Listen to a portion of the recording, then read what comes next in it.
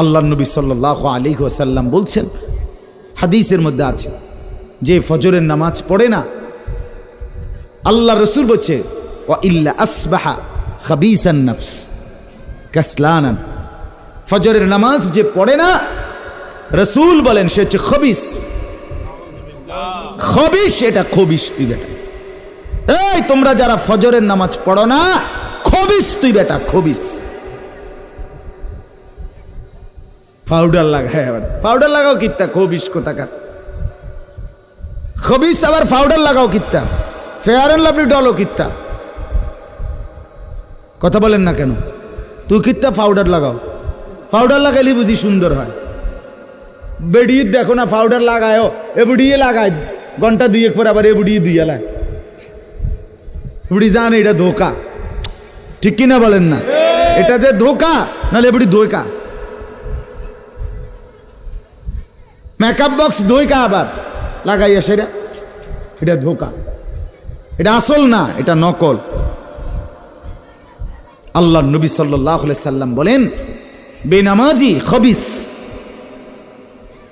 আর নবীজি হাদিসে আছে, বাথরুমে ঢুকতে, পেশাব পায়খানায় ঢুকতে নবীজি খবিস থেকে পানাহ চাইতেন, দোয়া পড়তেন। তো এই দোয়ার অর্থ কি? আল্লাহ আমি খবিস থেকে কি চাই? পানাহ চাই। তার মানে নবীজি বুঝাই দিছে উম্মত, পেশাব পায়খানার মধ্যে থাকে খবিস। খবিসের ঠিকানা কোথায়? Bathroom, bathroom, toilet. আল্লাহুম্মা ইন্নী আউযু বিকা মিনাল খুবুসি ওয়াল খাবায়েস। আল্লাহ খবিস থেকে পানাহ চাই। বাথরুমে ঢুকতে বলেন, এজন্য বেনামাজি খবিস। এই খবিসের ঠিকানা টয়লেট, নাপাক,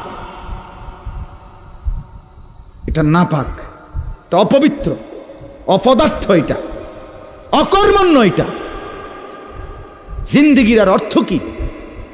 জীবন মানে খানা, জীবন মানে ঘুম, জীবন মানে লজ্জাস্থানের চাহিদা পূরণ, যৌন চাহিদা পূরণ, এই তিন জিনিস। তাহলে কুকুরের সাথে, বিড়ালের সাথে, গরু ছাগলের সাথে তফাৎ কি? ওই প্রাণীগুলোও তো খানা, ঘুম এবং যৌন চাহিদা পূরণ করে কিনা? কথা বলেন না কেন? কুকুরের ছাও আছে কিনা? তো কুকুর বিড়াল খায় কিনা? কুকুর বিড়াল ঘুমায় কিনা? তো তোমার সাথে তফাৎ কি?